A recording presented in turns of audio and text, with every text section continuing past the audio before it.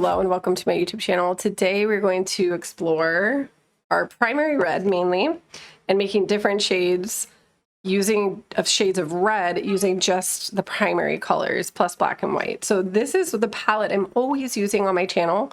I'm only ever using primary red, primary yellow, primary blue plus black and white just for the sake of simplicity. And you can basically make almost all these different shades of red using the starting red of primary red and mixing them with your other primary colors in different ratios. So I love color mixing. It's very relaxing to do, and I encourage people to do it all the time because it just teaches you more about your imagination and achieving what's in your mind. And a lot of times I'm teaching in person, and then a lot of people have no idea like how to make even their secondary colors. So it's good to just play around with it. Now I'm just using a basic brush and some paper today to demonstrate on. I'm going to use the red first by itself, primary red, and we'll just put that down. I did a little bit on a little tutorial on yellow too, so you can check that out on my channel if you're interested in different ways to mix your yellow. So that's just your red by itself with nothing mixed in. Now if I wanted my red to get more close to a pyrrole red or cad red, what I would do is add a little bit of yellow to my red.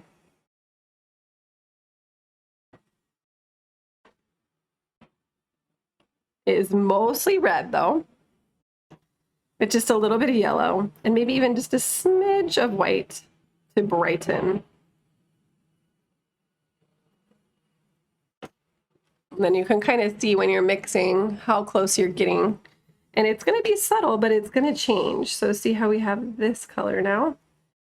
And it's just slightly different. It's slightly brighter, slightly warmer. And you can gradually add more and more yellow to that to make it even more orange toned. Now, this is like really fun to do. Now you'll be able to reveal the difference in your color shades by adding white to it. So if I added white to that color, you can see that you get this beautiful coral kind of color coming through. So it's like a coral pink or a coral red. So the white is going to illuminate the undertones of this shade. So whereas you might not be able to see the difference that much, like between the red by itself versus to adding a smidge of yellow to it, but if you mix the white in, you begin to really see the difference. And I'm going to clean my brush and I'm going to mix in a little bit of white to just the red to show you our pink without any yellow undertone. And it's quite different.